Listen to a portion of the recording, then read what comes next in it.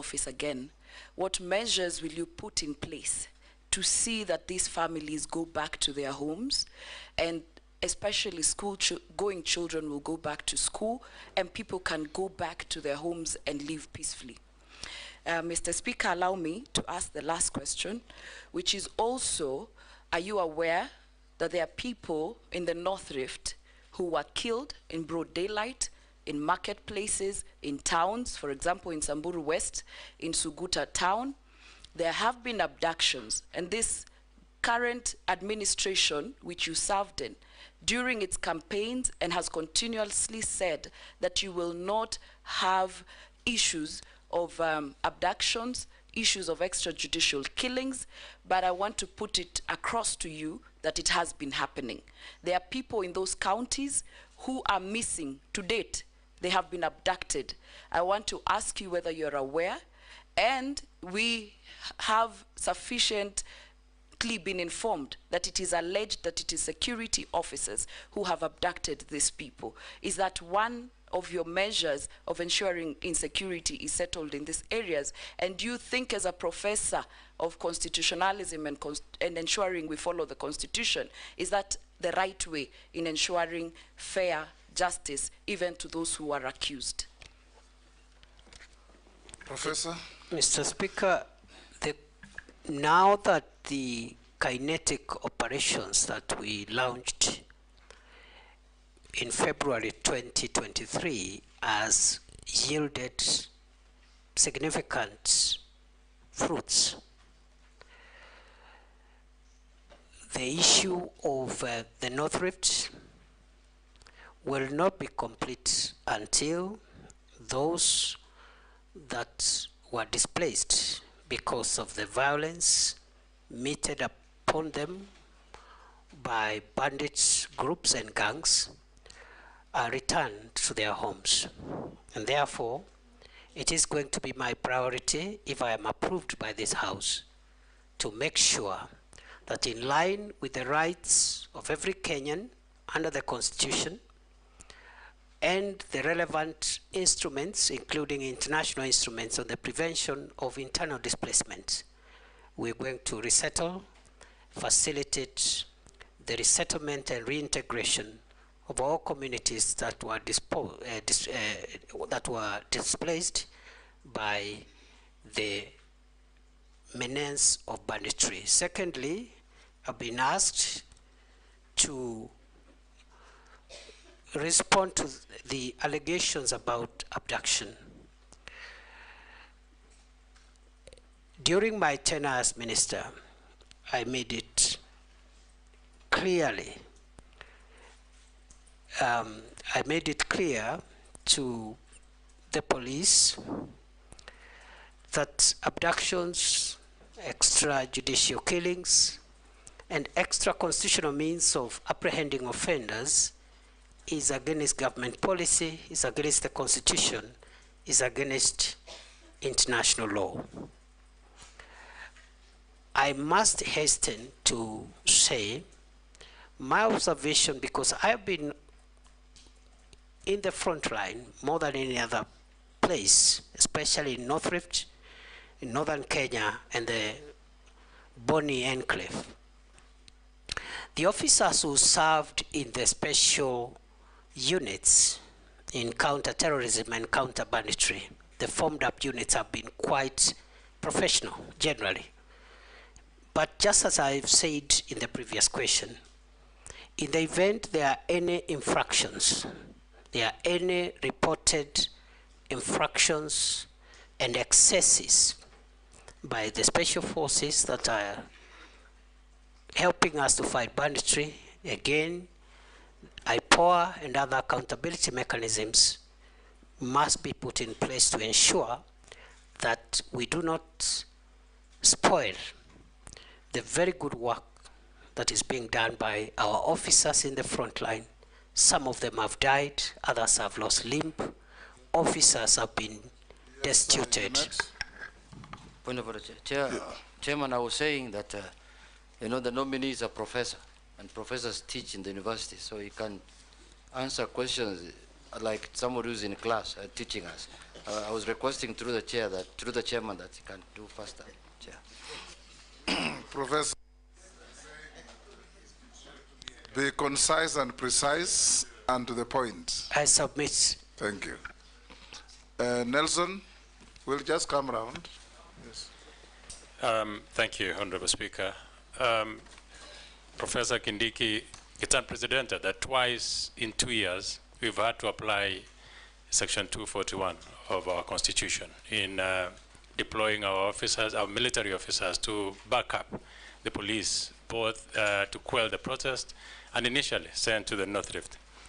What exactly is the state of our police force? There are so many things that are flying around, gossip, that number one, our officers, police officers could be demoralized. Number two, is there a situation that you feel the police at some point are very hesitant to execute some of the assignments they're given because of lack of morale? And you as a CS, the accusations that you've not helped in boosting the morale of our police officers. What exactly is the state of our police force? Professor? Mr. Speaker, yes, we have applied Article 241 twice. And I think there is nothing abnormal with that, Mr. Speaker, because that is why that article exists. So that whenever there is need, the National Police Service may request the support of the Kenya Defence Forces to handle either an emergency or a disastrous situation. On the case of the North Rift, it was important to get the support of the KDF because at that time the National Police Air Wing had collapsed. Right now it's operational. We didn't have air assets. We didn't have adequate long-range unmanned aerial vehicles, and therefore we needed the support of the military. But the effort in North Rift is police-led. In fact, the military has been supportive in the peripheries, police-led.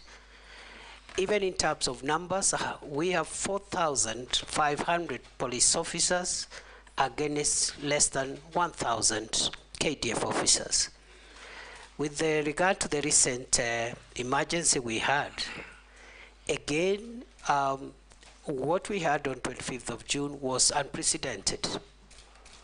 And our calling of the KDF was simply to put them on standby should they be needed. And you've seen they have not been needed.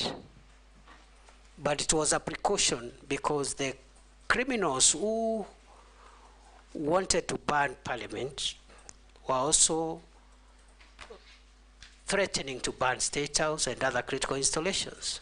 So if that was not reason enough to put KDF on standby legally, I don't think any other situation would have met threshold, because what we faced in the last month, in our view, was existential threat, not just to the arms of government, but to the state itself.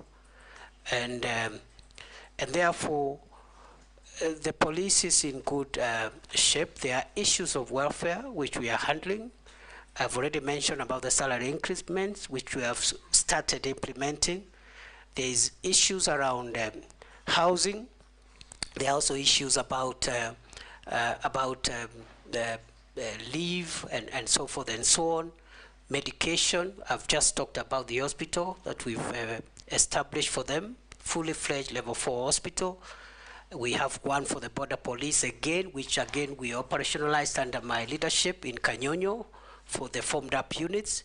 So yes, there is more to be done, but it is not true to say that the police force is demoralized. They have done a good job, and when it's necessary, we have called in the KDF in accordance with the law when we feel that the situation is an emergency. I submit. Hosing. I thank you, Honorable Speaker, for giving me this opportunity. Professor, and Honorable Chairman, I want to rely on section, I'm on this side, Professor. I want to rely on Section 6 and Section 7 of the Act in terms of suitability of the candidate, the position he has been nominated. And in this respect, Honorable Speaker, I want to take the minister in terms of suitability on his credibility in terms of respecting what he says, in terms of implementing what he says. Because this is the second time he's been given a chance. And Speaker, I want also the nominee to know that absence of war is not necessarily peace. Whatever is happening in the North Rift, Honorable Speaker, there is relative peace. There's no war, but it might not necessarily mean peace. What am I saying, Honorable Speaker? The candidate, as an example, the candidate came to the North Rift. We had engagement as leaders of the North Rift, and specifically West Pokot County, as an example of the entire country. I don't know what happened, so what the minister did in the other places, but possibly maybe he did what he did in West Pokot, which is we agreed on a number of issues, Honorable Speaker, in terms of strategies of bringing peace, including establishment of sub-locations or bringing even the security near to the people so that we avoid the Shakaola things and so on. And the minister agreed with the Honorable Speaker with us in West Pokot. And we also agreed to put security in strategic areas. It might happen in other parts of the country. The minister agreed. And Speaker, nothing happened. Nothing has happened so far.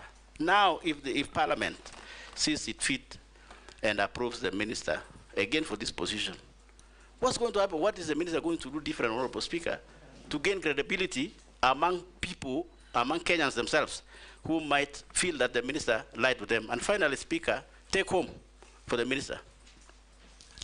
This idea of giving police accounting as an accounting or to manage their own money as an accounting officer, I want the minister to take home in terms of the security, the strategic security of this country. What does that mean in terms of security of this country? Going into the future, there are critics, Honorable Speaker, that say, how do you give the police the gun and you also give them the money? What's going to happen? It might pose a serious security in this country going forward, maybe many years in the future. I thank you, Honorable Speaker.